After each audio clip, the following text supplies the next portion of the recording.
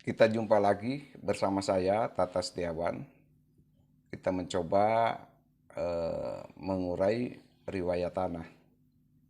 Berbicara tentang pertanahan, kita mulai dari kelasiran atau rincikan.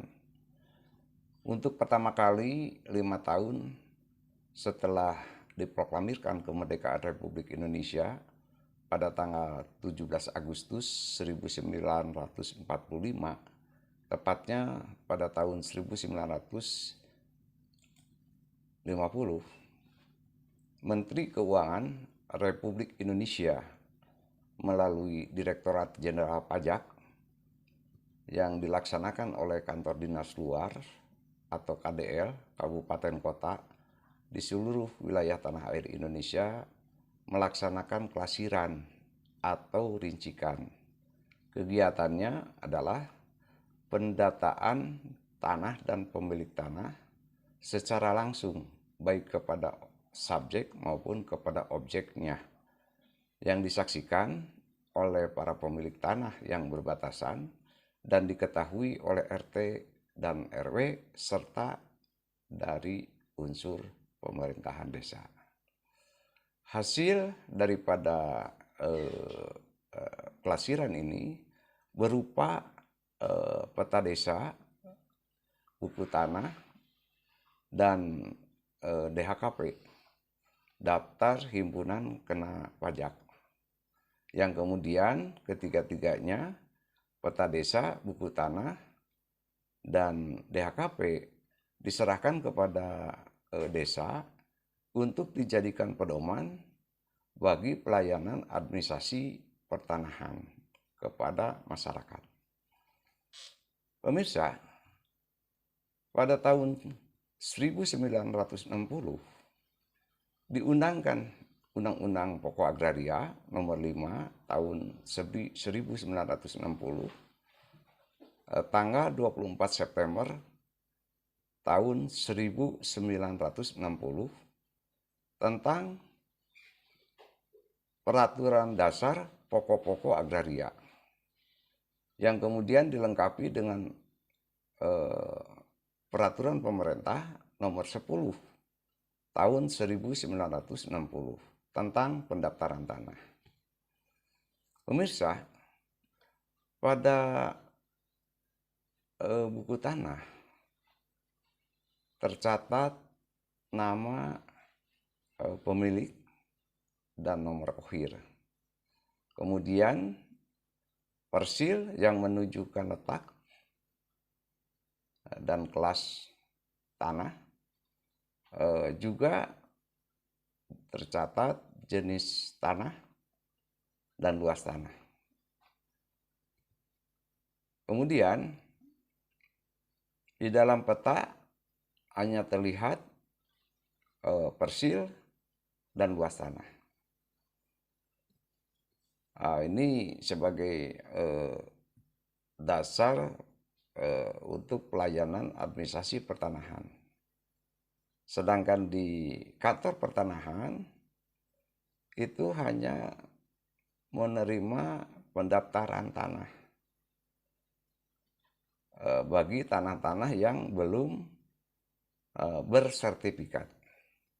Jadi kalau minta keterangan tentang tanah itu harus diawali ke desa, karena di desa ini yang pertama kali memegang administrasi pertanahan. Ya, petunjuk informasi lah kepemilikan tanah itu dari desa dimulai.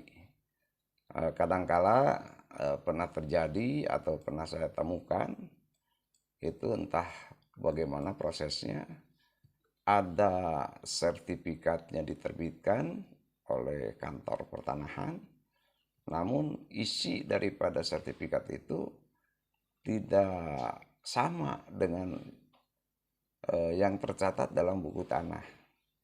Nah, ini jangan sampai terjadi berulang.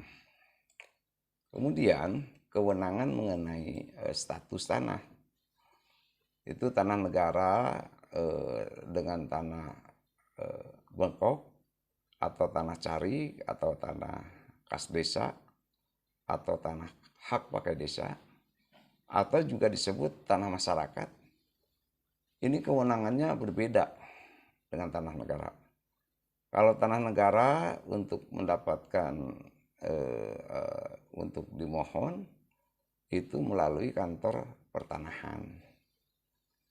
Kantor pertanahan disampaikan kepada kepala wilayah kantor pertanahan provinsi melalui kepala kantor pertanahan kabupaten atau kota. Nanti terbit surat keputusan kantor wilayah pertanahan atas nama gubernur. Membayar ganti rugi, kemudian diterbitkan sertifikat. Sedangkan tanah bengkok, prosesnya itu harus melalui keputusan desa.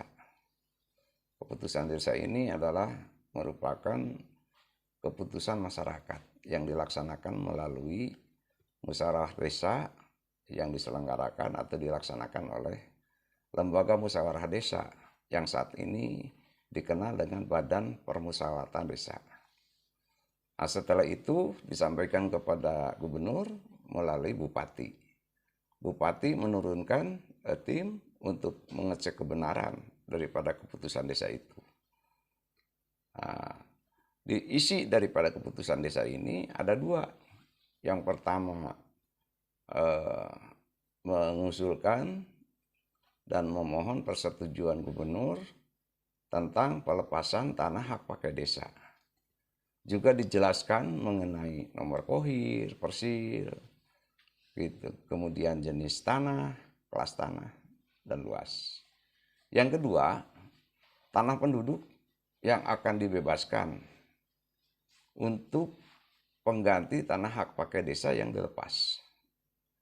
Nah, kemudian kedua-duanya setelah tim mengecek baik administratif maupun fisik tanah, dituangkan ke dalam sebuah berita acara yang dilekatkan dengan keputusan desa atau pada keputusan desa sebagai lampiran surat bupati kepada gubernur melanjutkan usulan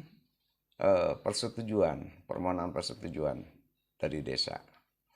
Kemudian gubernur provinsi ini menerbitkan surat keputusan tentang persetujuan yang kemudian dijadikan dasar oleh desa untuk melaksanakan pelepasan hak dan pembebasan tanah yang dilaksanakan di hadapan pejabat pembuat akta tanah melalui atau dengan akta pelepasan hak.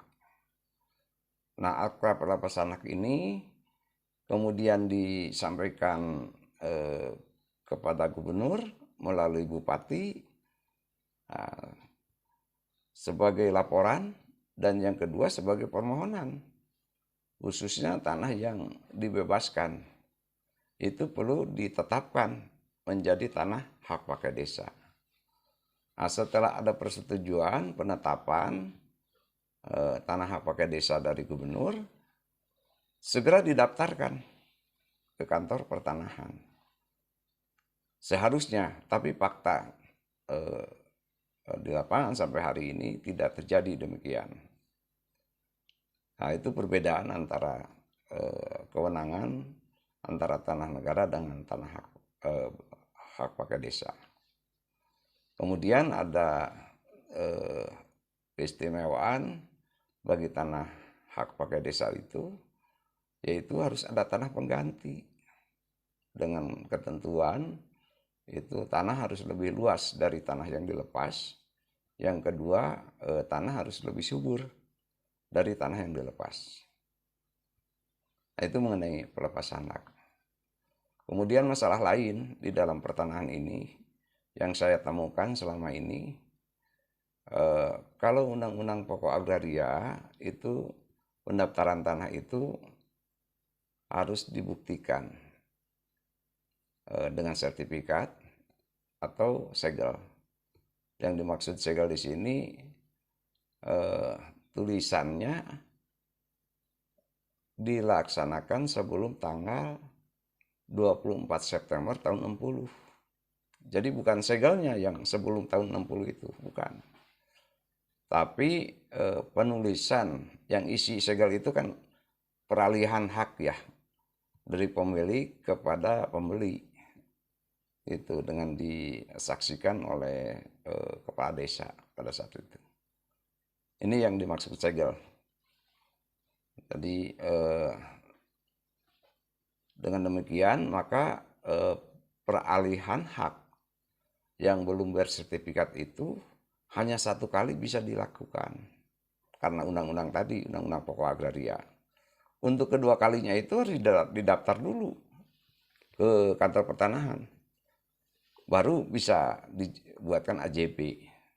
Nah prakteknya sampai hari ini setiap terjadi peralihan sesuatu hak dengan akta yang dibuat di pejabat pembuat akta tanah, ini oleh kecamatan dibingungkan. Sehingga timbul atau muncul nomor kohir. Ketika mau transaksi lagi, si aktanya tidak digunakan. Yang digunakan adalah nomor kohir. Gitu, nomor kohir. Karena nomor kohir nama pemilik akhir. Itu prakteknya begitu. Sehingga ini terjadi bertumpuk akta ini. Jadi tidak aneh kalau andai kata banyak persengketaan ya. Gugat-penggugat. Dan dikembalilah ke belakang. Kakeknya menjual digugat sama cucunya. Bapaknya menjual digugat sama anaknya.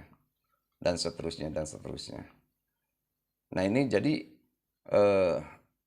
untuk pertanahan ini tetap harus berpedoman kepada buku tanah yang ada di desa.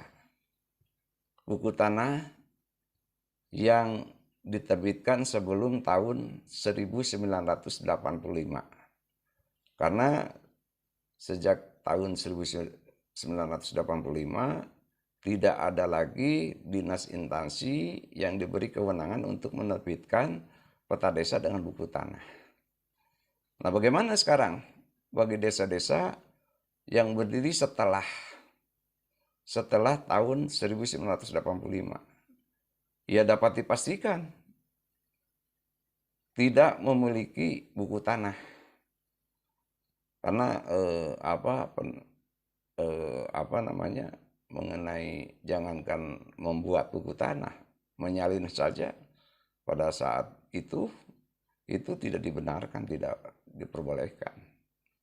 Jadi ada masalah yang mungkin timbul akibat dari perbuatan itu.